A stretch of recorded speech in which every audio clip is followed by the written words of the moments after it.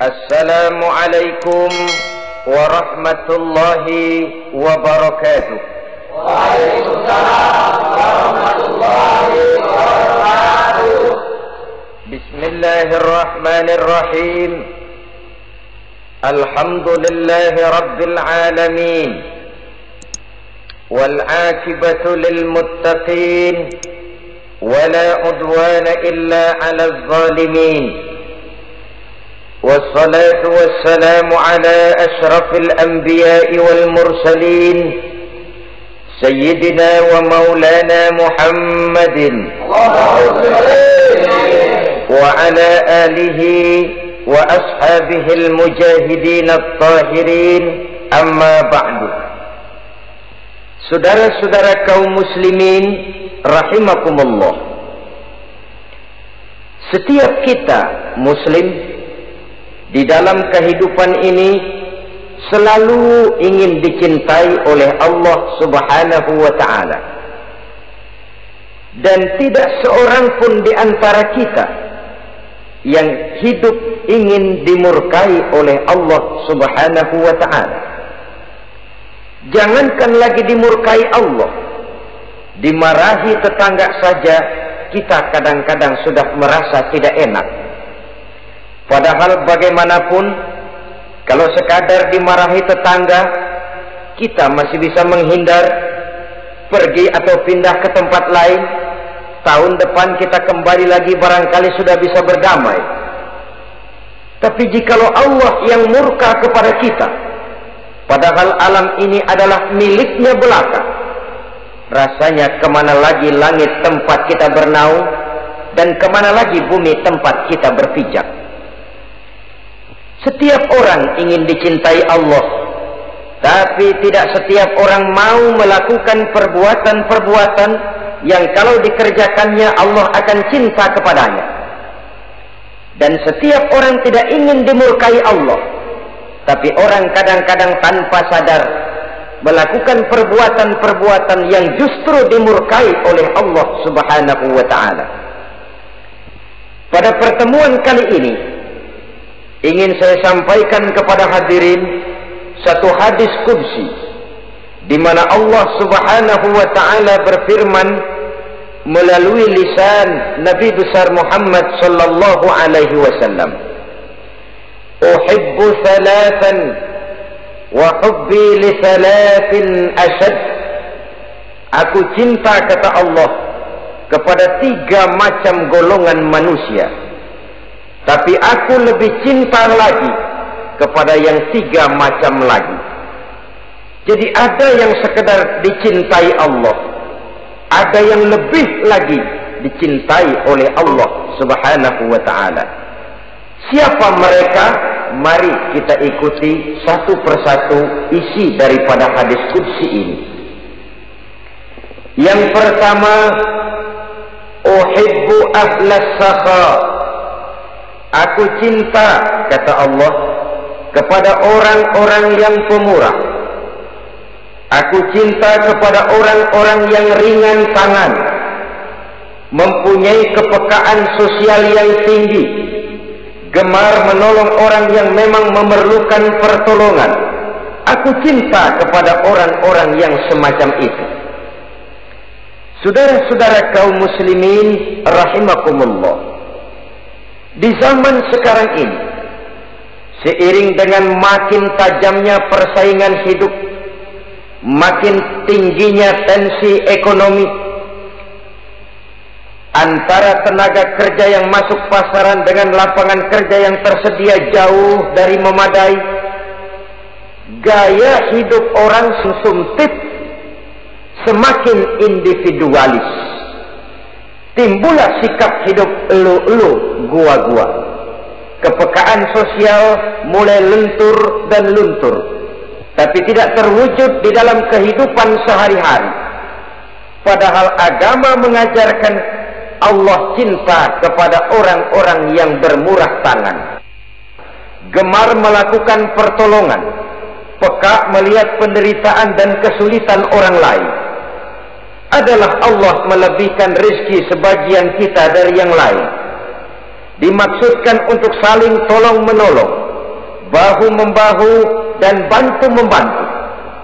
Sehingga dengan demikian, apa yang disabdakan Nabi dalam hadis, Ar-Rahimuna yarhamuhumur Rahman, irhamu ahlal ardi yarhamkum man fis sama. Orang-orang yang punya sifat belas kasih akan dikasihi oleh Allah Subhanahu wa ta'ala.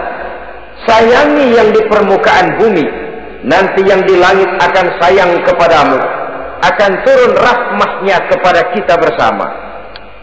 Alangkah nikmatnya kehidupan ini, jikalau yang berkuasa menyayangi yang lemah lalu melindunginya, jikalau yang alim menyayangi yang awam lalu membimbingnya, jikalau yang kaya menyayangi yang miskin lalu mengulurkan tangan memberikan bantuannya, akan terciptalah rahmah dalam kehidupan. Tapi jikalau sebaliknya, yang berkuasa malah menindas dan menekan yang lemah, yang alim malah membodoh-bodohi yang memang sudah bodoh, sementara yang kaya menyantap yang miskin, akan terjadilah bala dan bencana dalam kehidupan. Bukan lagi rahmah yang turun, melainkan azab akan menimpa kita secara keseluruhan. Begitulah terdapat tirai halus yang memisahkan kita dari konsep ajaran agama kita yang luhur. Agama mengajarkan yadul ulya khairum min yadis sufla, bahwa tangan di atas lebih baik daripada tangan yang di bawah. Orang yang memberi lebih baik daripada orang yang menerima.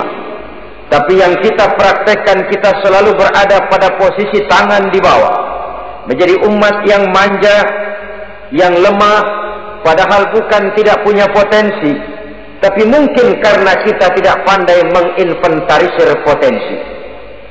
Kadang-kadang ada panitia pembangunan masjid, membangun masjid, meletakkan batu pertama sekaligus jadi batu terakhir.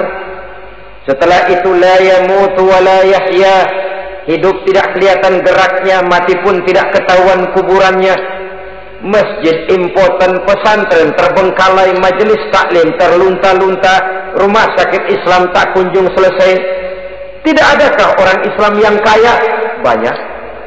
Tidak adakah orang Islam yang punya posisi kunci, posisi basah, posisi menentukan?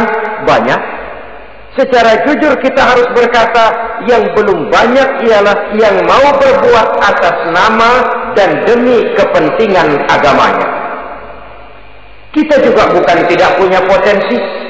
Kita tidak pandai menginventarisir potensi untuk kepentingan dan kemaslahatan kita bersama. Saudara-saudara kaum muslimin rahimakumullah. Dengan demikian, kita bisa lihat dalam kehidupan sehari-hari di masjid misalnya. Itu kalau hari Jumat kadang-kadang kita sengaja mau berangkat sholat Jumat tidak bawa uang. Maka yang paling lancar di masjid, kotak. Karena boleh lihat kotak itu dari sudut ke sudut hampir tidak pernah macet, lancar betul jalannya. Sekali macet, kotak 50, 100. Wajar kalau masjid-masjid kita lalu impoten. Bagaimana akan mengadakan kegiatan kalau tidak ada dana? Oleh karena itu pada kesempatan ini saya ingin mengetuk, berbahagialah kita jikalau oleh Allah Subhanahu wa ta'ala diberikan kepercayaan berupa titipan, wa mal malu wal banuna illa wadai', harta dan anak-anak tidak lain satu titipan dari Allah Subhanahu wa ta'ala, dan pada suatu saat titipan itu akan diambil oleh yang empunya. Allah cinta kepada orang-orang yang pemurah. Allah akan memberikan balasan yang berlipat ganda. Kalau saudara bersedekah kepada anak yatim, bukan si yatim itu yang akan membalasnya. Kalau saudara membantu pembangunan masjid, bukan panitia masjid yang akan memberikan ganjarannya. Kalau saudara membangun pondok pesantren, bukan kiai yang punya pesantren yang akan memberikan balasannya. Allah Subhanahu wa ta'ala melalui jalan yang tidak kita sangka-sangka melalui jalan yang dalam istilah Quran disebut min haitsu la yahtasib, melalui jalan yang tidak pernah kita hitung, kita sangka sama sekali, jalan gaib yang hanya Allah saja yang maha tahu. Sebaliknya, wa hubbi lil faqir as-sakhi asad, kata Allah, aku cinta kepada orang-orang yang pemurah, tapi aku lebih cinta lagi kepada orang-orang miskin yang pemurah. Orang kaya pemurah, Allah cinta. Orang miskin pemurah, Allah lebih cinta. Kenapa?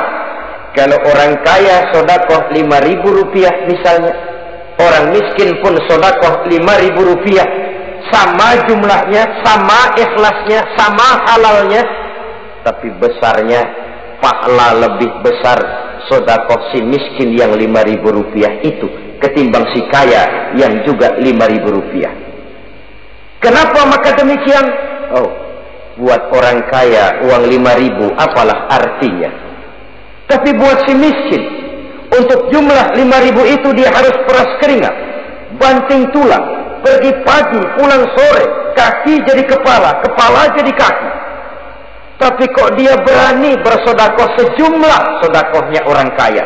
Ini yang dinilai oleh Allah Subhanahu wa ta'ala. Saudara-saudara kaum muslimin rahimakumullah, sifat inilah yang dahulu dicontohkan oleh baginda Rasul. Bahkan apa yang beliau sedekahkan kepada orang lain biasanya adalah sesuatu yang lebih baik dari apa yang beliau pakai sendiri. Watak ini yang diikuti oleh generasi sahabat. Kita ambil contoh ketika terjadi perang Tabuk misalnya. Datanglah Sayyidina Abu Bakar Siddiq, membawa seluruh harta bendanya disumbangkan di jalan Allah. Melihat ini Nabi bertanya, hal tarakta li ahlika syai'an ya Abu Bakar?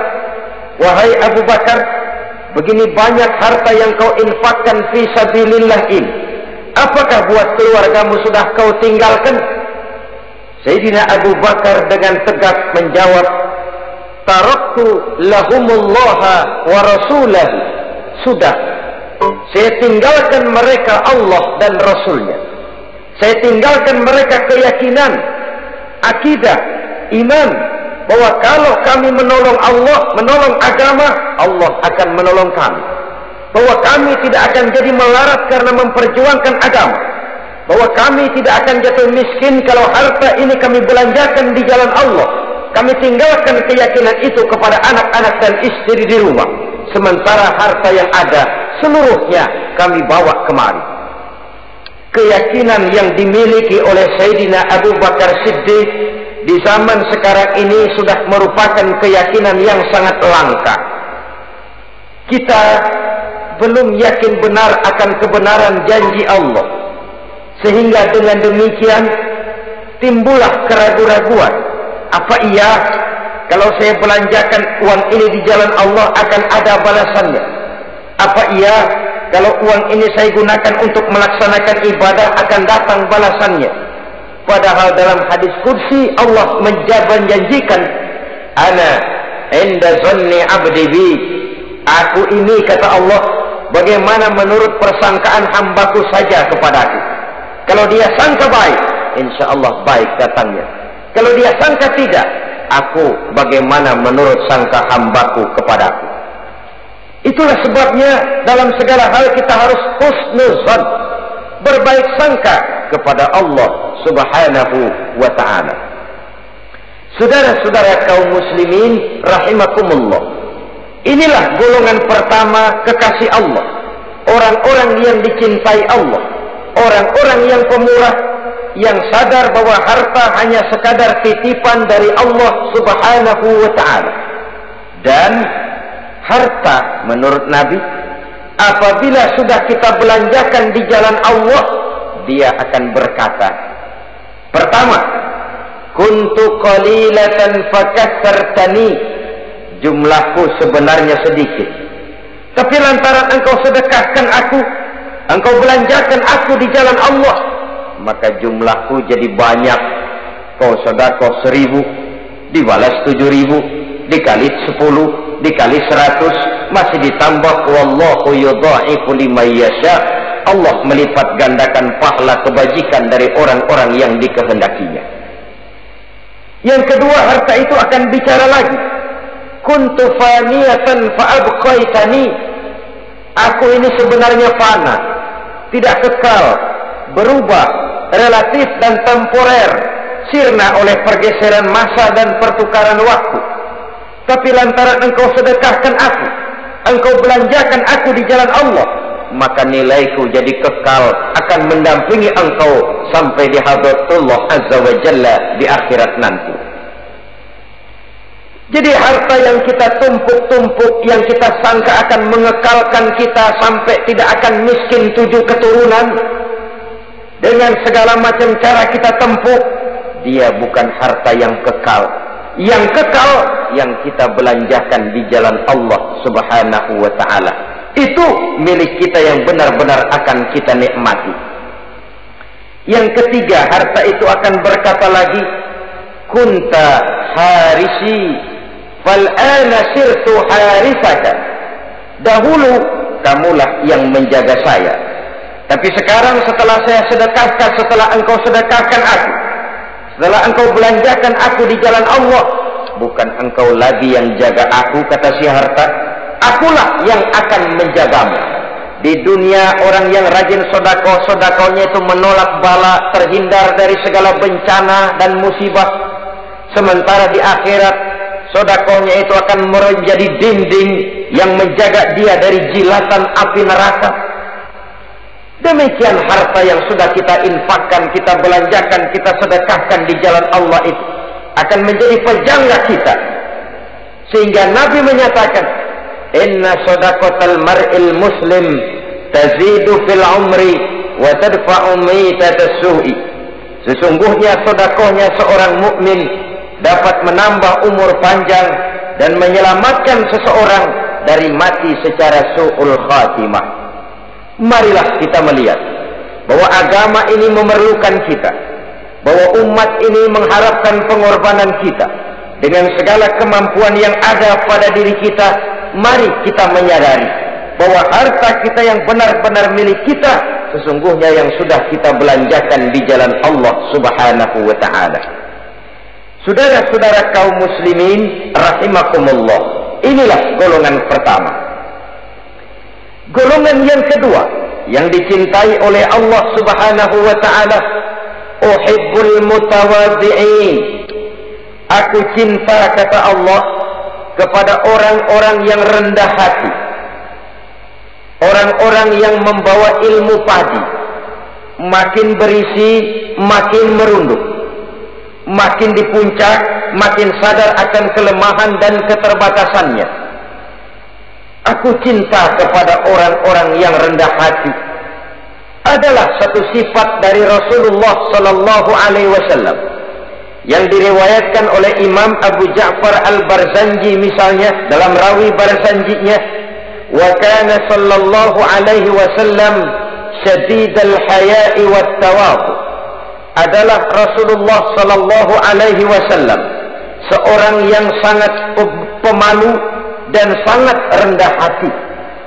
Tawadhu, tidak melonjak menjadi angkuh dan sombong, walaupun beliau adalah asraful anbiya wal mursalin, nabi dan rasul termulia, imamul muttaqin, imamnya orang-orang yang bertakwa, rahmatan lil alamin, diutus sebagai rahmat bagi seluruh alam.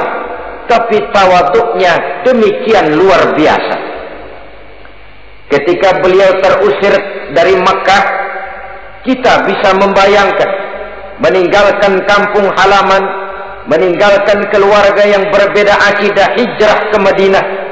Tapi pada lain kesempatan, ketika beliau dengan bala tentaranya masuk ke kota Makkah, dan orang-orang kafir Quraisy yang kita kenal dalam peristiwa Fathu Makkah itu, gentar hati mereka, sembunyi di dalam rumahnya masing-masing. Mereka masih ingat beberapa tahun yang silam, dikala Nabi Muhammad dan para sahabatnya dikejar-kejar, terusir dari Mekah, hijrah ke Madinah. Sekarang Rasul kembali ke Mekah dengan segala keperkasaan bala tentaranya.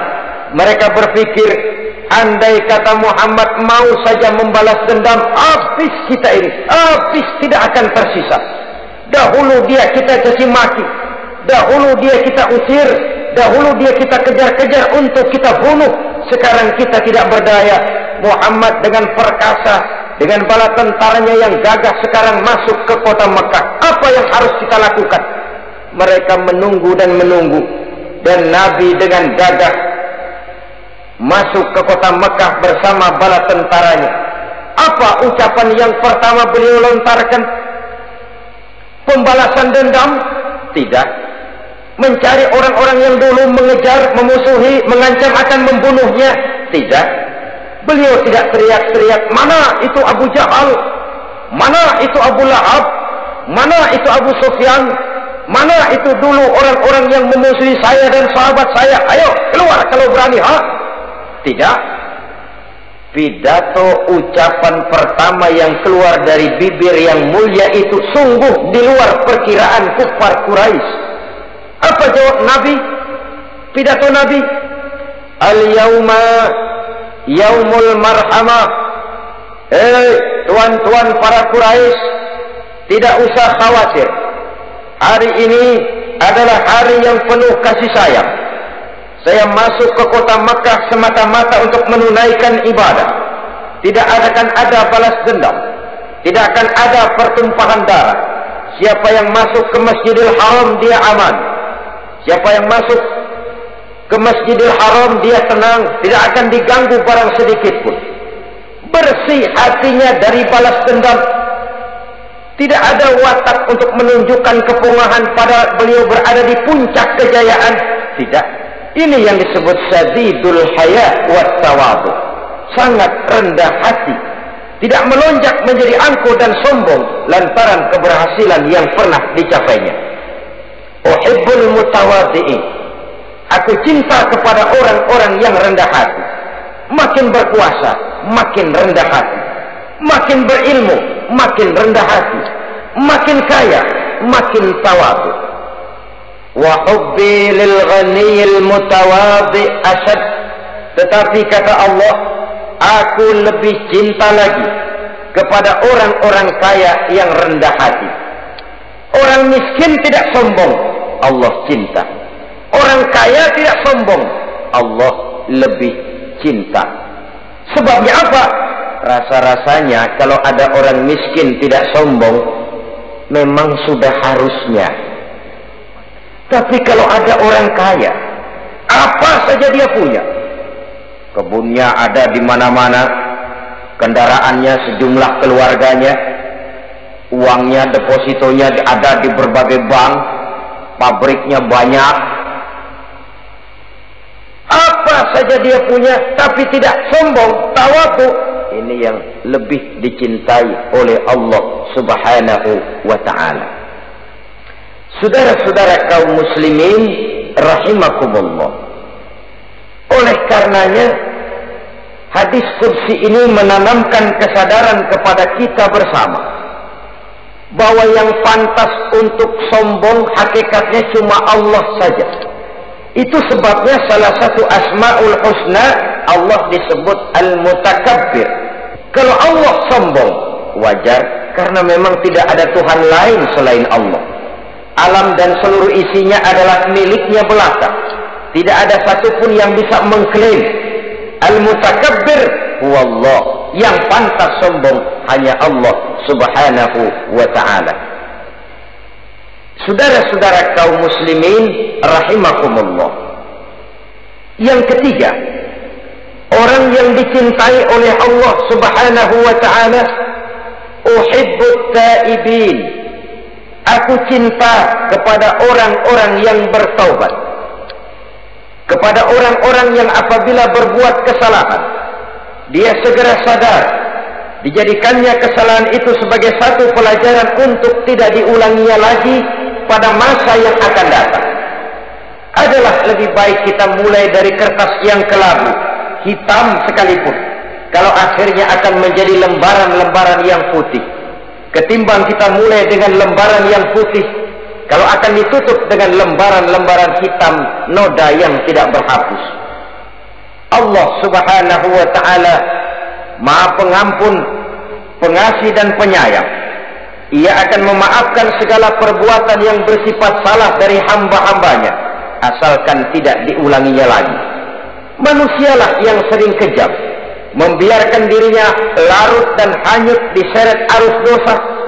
Ia sadar itu satu kesalahan, tapi tidak berupaya untuk menyelamatkan dirinya sendiri. Apakah itu berupa yang namanya judi, minuman keras, menipu orang lain, durhaka kepada kedua orang tua, jahat kepada tetangga, suka memfitnah orang lain. Dibiarkan dirinya hanyut di dalam lembah dosa tanpa upaya penyelamatan sama sekali.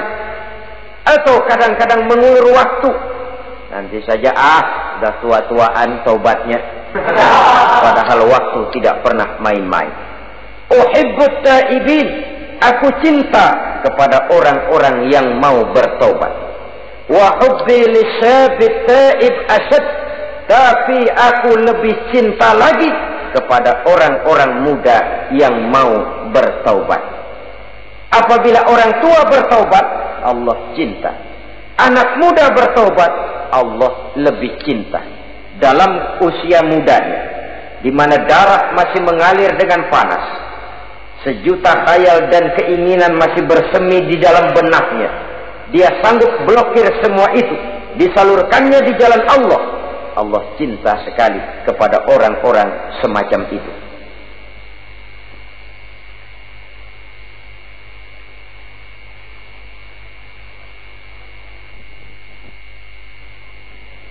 Saudara-saudara kaum muslimin rahimakumullah,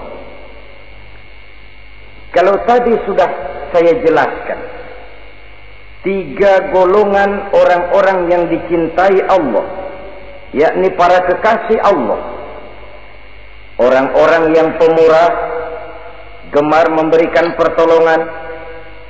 Kemudian yang kedua, orang-orang yang rendah hati. Dan yang ketiga adalah orang-orang yang suka bertaubat. Maka kemudian hadis qudsi ini dilanjutkan oleh Allah Subhanahu wa ta'ala dengan menjelaskan lawanan dari 3 golongan tadi. Kalau 3 golongan tadi adalah orang-orang yang dicintai Allah, maka 3 golongan yang berikutnya adalah mereka yang dibenci, dimurkai oleh Allah Subhanahu wa ta'ala. Siapa mereka? Jumlahnya juga 3, lawanan dari yang 3 tadi pertama. Yang pertama, saudara-saudara, abghadul bukhala, aku benci, kata Allah, kepada orang-orang yang bakhil, orang yang kikir, orang yang diberikan amanah berupa harta, lalu tidak tersentuh hatinya melihat kesulitan dan penderitaan orang lain. Tetangganya meratap dan merintih kelaparan, sementara ia dengan tenang berpangku tangan, padahal ada kelebihan rizkinya. Ia tahu kesulitan orang lain, tapi ia tidak berusaha mengulurkan tangan memberikan bantuan. Kenapa seseorang bisa terjebak ke dalam penyakit bakhil bin kikir alias pelit seperti ini? Oleh karena harta benda dunia itu sudah berakar kuat di hatinya. Tidak mau lepas lagi ia dari sana. Tidak mau berpisah ia dengan harta itu walau sedikit jua pun. Dan memang para ulama sufi mengajarkan, orang kaya itu ada 2. Ada orang kaya hakiki, ada orang kaya majazi. Orang kaya hakiki, orang kaya sebenarnya adalah orang yang kaya hatinya. Luas cakrawala pandangannya, terbentang nuansanya, tidak cuplik melihat karunia yang diberikan Allah dalam kehidupan ini. Orang yang kaya hati, inilah orang kaya hakiki. Adapun orang kaya majazi adalah orang yang banyak hartanya tapi miskin hatinya. hidupnya sudah melimpah tapi ia selalu merasa kurang, maka ia tidak pernah cukup. Posisinya sudah kaya tapi ia masih merasa miskin, maka ia pun selalu miskin. Imam Ghazali rahimahullah memberikan contoh yang indah. Perjalanan hidup manusia sama dengan naik kapal laut yang besar menuju pulau bernama akhirat, mencapai pantai surga bahagia. Kapal ini akan singgah di satu pulau bernama dunia. Para penumpang diperbolehkan turun, tapi sebelumnya diingatkan lebih dahulu bahwa ini cuma sekedar tempat transit. Di dunia, di pulau yang bernama dunia, para penumpang boleh mengambil apa yang memang diperlukan untuk bekal dalam perjalanan. Tapi jangan lupa bahwa kapal akan melanjutkan perjalanan menuju kepulauan akhirat yang kekal dan abadi. Maka turunlah para penumpang ke pulau yang bernama dunia ini. Macam-macam tingkah lakunya ketika mereka menjejakkan kaki ke pulau dunia. Ada yang tetap sadar kepada pesan nakoda. Dia turun ke pulau yang bernama dunia, yang hijau, ranau, indah, memikat, mempedaya, mempesona. Tapi ia tetap sadar, ini cuma tempat transit, ini cuma tempat persinggahan sementara, bukan ini tempat yang akan saya tuju. Kapal akan segera berangkat, saya harus bersiap-siap. Diambilnya apa yang diperbolehkan di pulau bernama dunia sebagai bekal menuju perjalanan akhirat, dan setelah itu dia segera kembali ke kapal untuk melanjutkan perjalanannya. Ada pula penumpang yang lalai. Ketika turun ke pulau bernama dunia ini, ia lupa kepada pesan sang nakoda.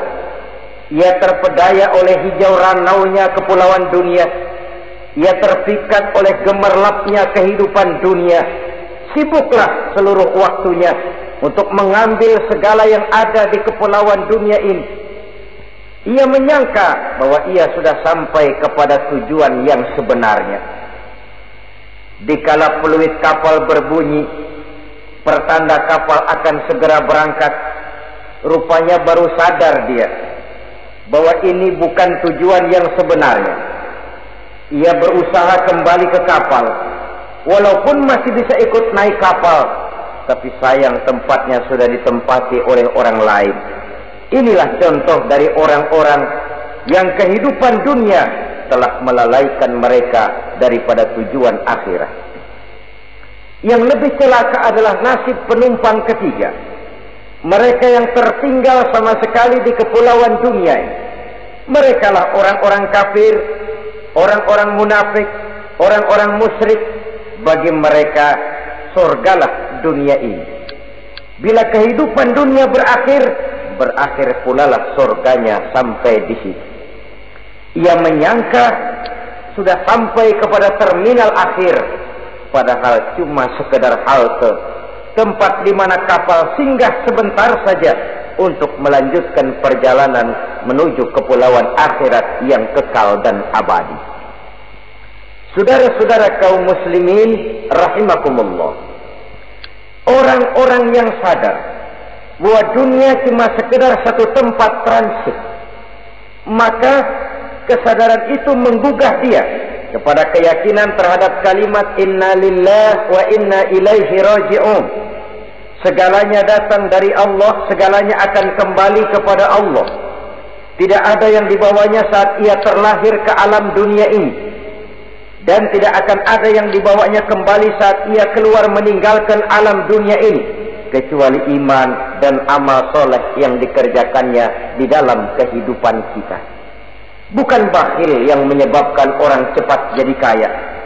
Bukan pemurah yang menyebabkan orang jatuh miskin dan bangkrut. Tetapi kesadaran bahwa segalanya datang dari Allah, segalanya akan kembali kepada Allah, akan membuat kita walaupun memiliki harta dan benda, tapi ia tidak berurat dan berakar di dalam hati.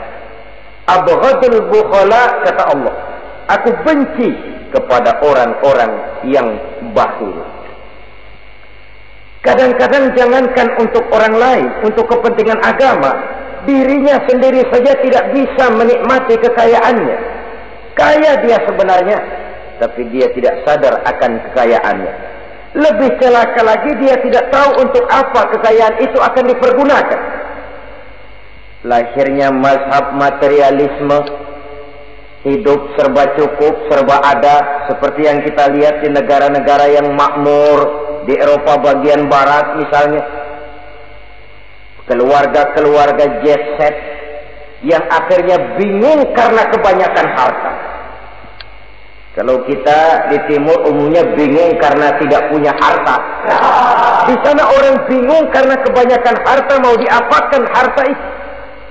Akhirnya timbullah gaya hidup yang aneh-aneh, membentuk klub-klub nudis terlepas dari pergaulan dunia ramai, bergerombol tidur di goa-goa, padahal rumahnya macam istana, kamarnya 37, ada kolam renang, ruangan ber-AC, kemana pergi mobil sejumlah keluarga, dari merek-merek yang mewah, keluaran mutaakhir. Tidak puas mobil, punya kapal pesiar, kapal laut. Tidak cukup kapal laut, punya kapal pesawat terbang pribadi. Apa yang dimau, uangnya bisa bicara. Tapi akhirnya lalu sampai kepada titik jenuh, sampai kepada yang namanya frozen emotional attitude. Dan sikap bakhil inilah yang pada akhirnya mendorong seseorang untuk sampai kepada tingkat yang disebut tamak, rakus, serakah. Dan mental semacam ini tidak hanya membahayakan bagi pribadi yang punya watak, tapi juga bagi lingkungan, bagi masyarakat, bahkan dalam skopnya yang luas, bagi pertumbuhan suatu bangsa, bagi pertumbuhan suatu negara. Sikap-sikap tamak, rakus, serakah, mau menang sendiri, mau kuasa sendiri, mau basah sendiri, mau kaya sendiri, persetan dengan orang lain, adalah sikap-sikap yang tidak saja bertentangan dengan ajaran agama kita, tapi juga bertentangan dengan falsafat dasar kehidupan bangsa kita, yakni Pancasila.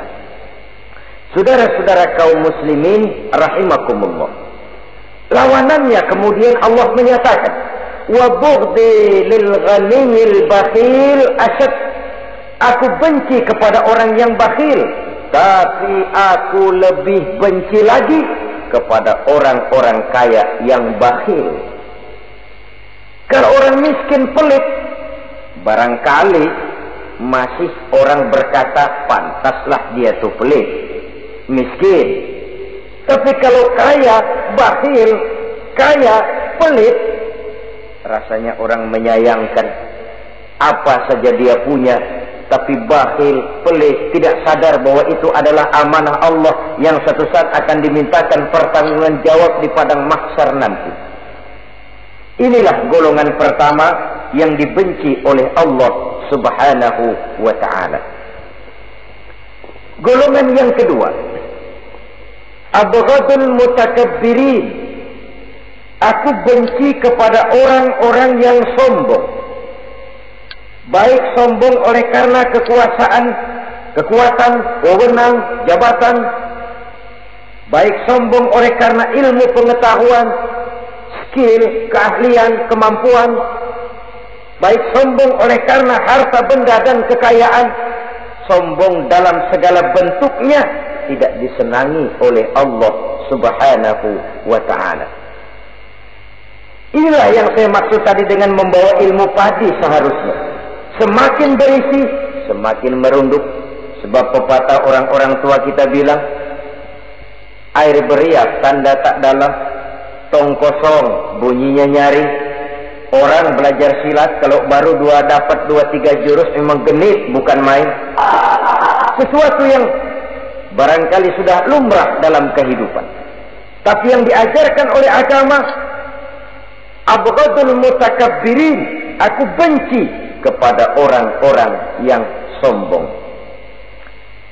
Al-Quran syarat dengan contoh-contoh, baik dari perjalanan sejarah, baik dari perjalanan para hidup para nabi dan para rasul, seluruhnya merupakan tamsil, contoh dan ibarat bagi kita bersama.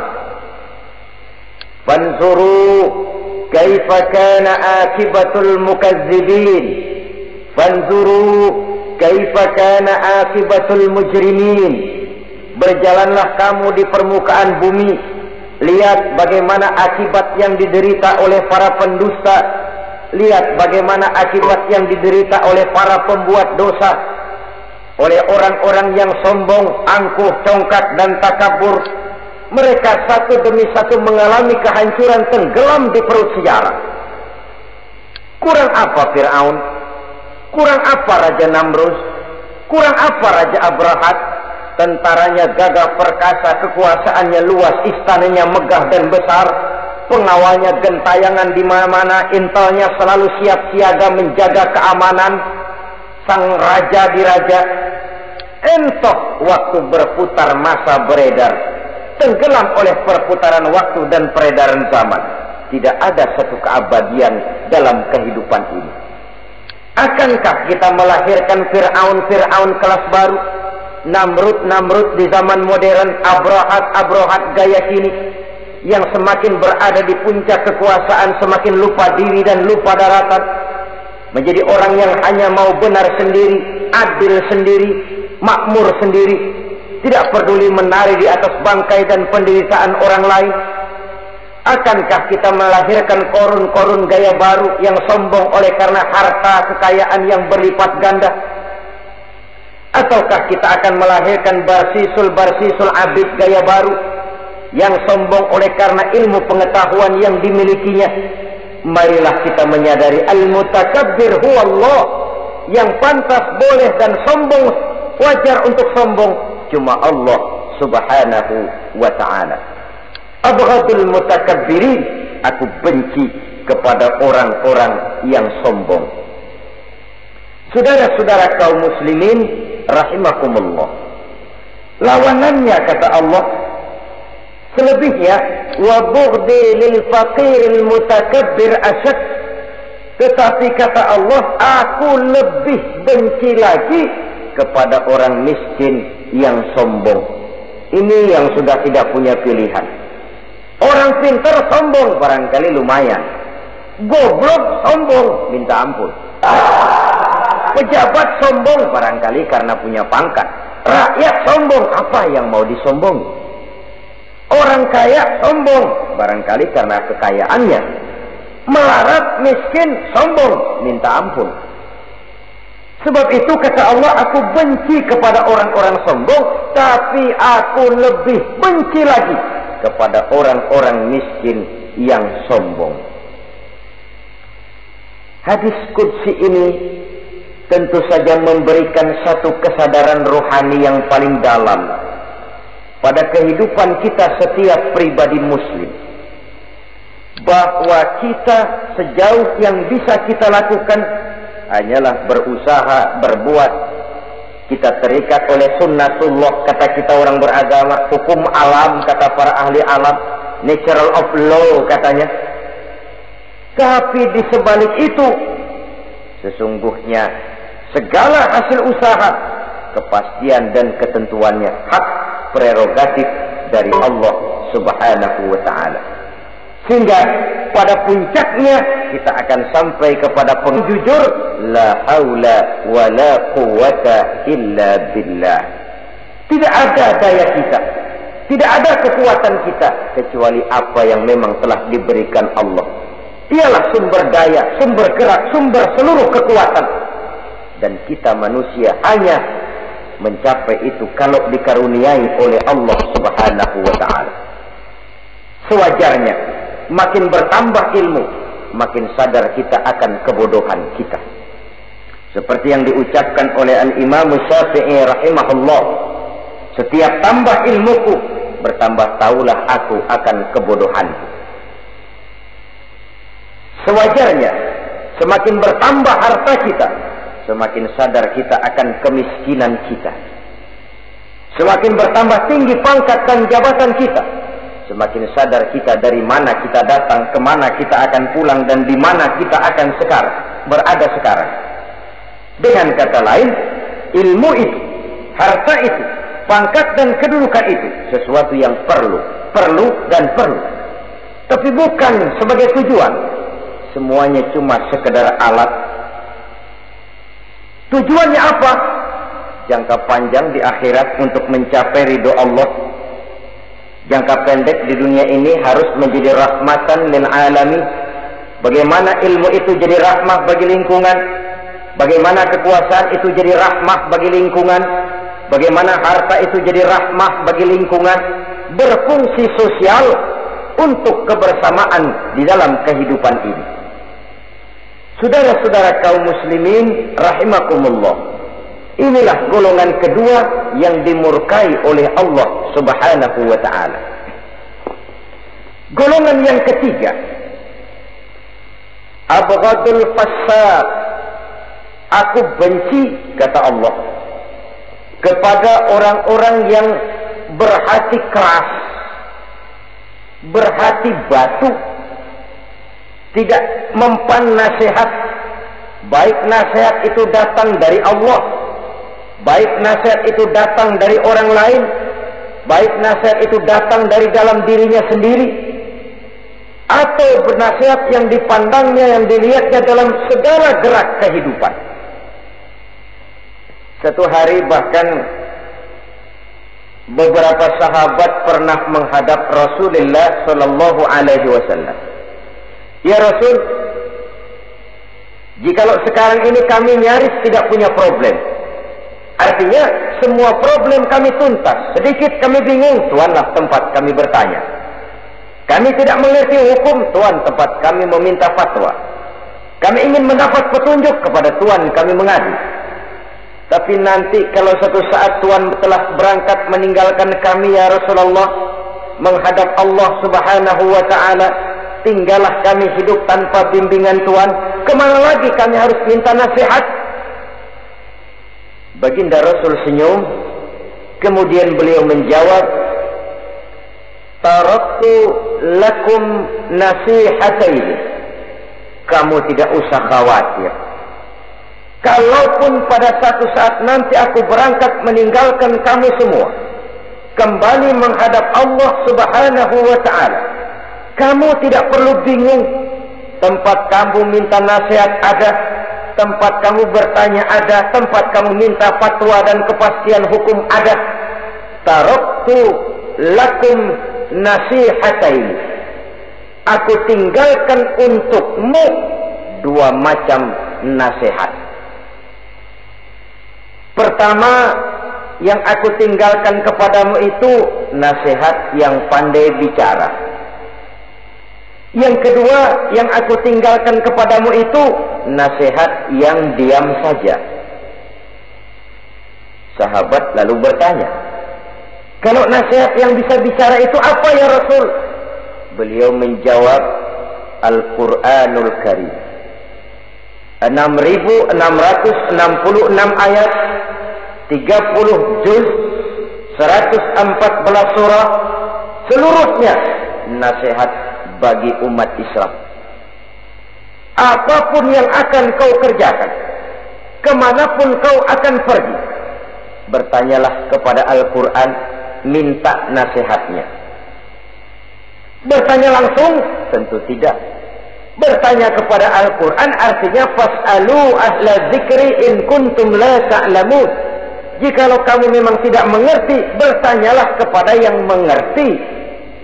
Yang mengerti Al-Quran tentu tidak lain para ulama, para kiai, para asatiz, guru-guru yang mengasuh kita di majelis taklim. Nasihat yang pandai bicara, Al-Quranul Karim. Kemanapun saja kaki akan kita langkahkan, ke arah manapun bumi yang akan kita tuju, mintalah lebih dahulu nasihat Al-Quranul Karim. Usaha apapun yang akan kita lakukan, mintalah nasihat kepadanya. Itu nasihat yang pandai bicara. Lalu sahabat bertanya lagi, kalau nasihat yang diam saja itu apa ya Rasul? Beliau menjawab, nasihat yang diam saja itu maut. Diam saja dia, tidak bicara, tapi pasti datangnya. Dan itu jadi nasihat. Kalau sekarang kau menyolatkan orang lain, apa tidak mungkin besok kau disolatkan orang? Kalau hari ini kau antar jenazah temanmu ke liang lahat, entah tahun depan, bulan depan, minggu depan, entah 5-10 tahun yang akan datang, bukankah kau yang akan diantar ke liang lahat? Kau tengoklah temanmu itu, matanya masih ada tapi sudah tidak sanggup lagi melihat. Jangankan melihat, digerakkan saja pun sudah tidak bisa. Telinganya belum kemana-mana tapi sudah tidak mampu lagi mendengar. Kakinya masih cukup tapi sudah tidak mampu untuk dipakai berjalan. Tangannya masih ada tapi tidak ada lagi yang bisa dipegangnya. Apa yang kurang kalau sudah demikian? Kau tumpuk harta kekayaan untuk 7 turunan, kau sangka kau tidak akan mati karena itu.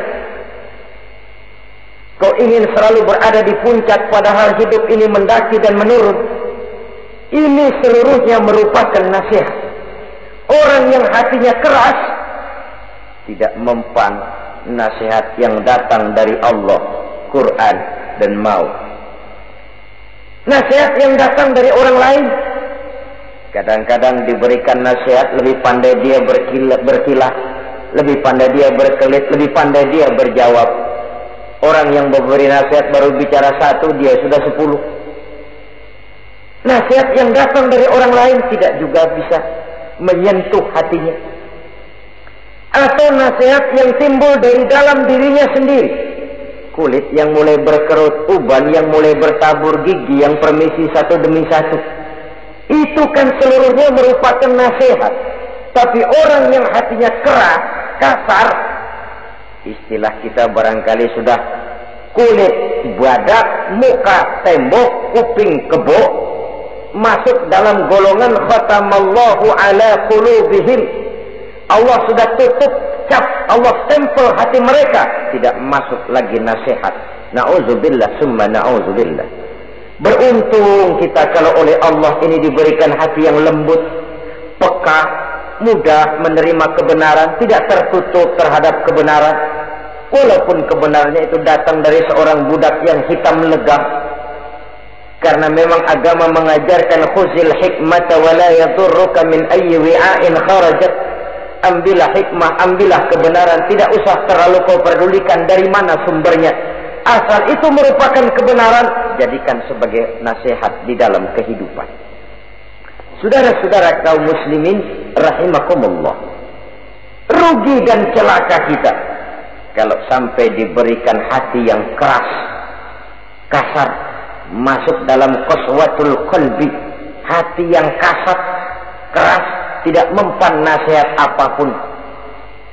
Kalau kadang-kadang masuk telinga kanan, keluar lagi telinga kiri, tidak pernah singgah di lubuk hatinya walau sebentar sekalipun, tidak pernah transit, atau kalaupun transit seperti air di daun talas, mudah bergoyah ke kiri dan ke kanan.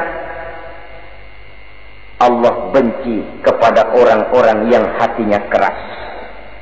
Selanjutnya, wa bughdhi lisaykhil fasik asyad. Tapi kata Allah, aku lebih benci lagi kepada orang tua yang hatinya keras. Tua-tua keladi katanya, makin tua makin menjadi. Kalau ada anak muda bandel, nakal, setidaknya orang masih punya harapan. Masih ada orang berkata, ya doain aja dah, mudah-mudahan dia makin dewasa, makin lurus jalan hidupnya, makin benar langkahnya, makin sadar rasa keagamaannya. Masih ada ucapan seperti itu. Tapi kalau sudah tua malah makin gila, orang sudah habis harapan. Paling orang bilang, tuh aki-aki udah asar, udah maghrib, udah dekat ke lubang kubur, bedung maghrib masih nyingsot aja di perapatan. Saudara-saudara kaum muslimin, habis rasanya harapan orang. Aku benci kepada orang yang hatinya keras, tapi aku lebih benci lagi kepada orang tua yang berhati keras. Kenakalan remaja dibenci Allah, kenakalan orang-orang tua lebih dibenci oleh Allah Subhanahu wa ta'ala. Saudara-saudara kaum muslimin rahimakumullah, semoga kita termasuk ke dalam golongan orang-orang yang dicintai Allah, para kekasih Allah, dan kita berlindung kepada Allah jangan sampai termasuk ke dalam golongan orang-orang yang dimurkai dan dibencinya. Inilah yang kita bicarakan pada pertemuan kali ini. Terima kasih dan mohon maaf. Wassalamualaikum warahmatullahi wabarakatuh. Waalaikumsalam warahmatullahi wabarakatuh. Terima kasih sudah nonton. Subscribe ya.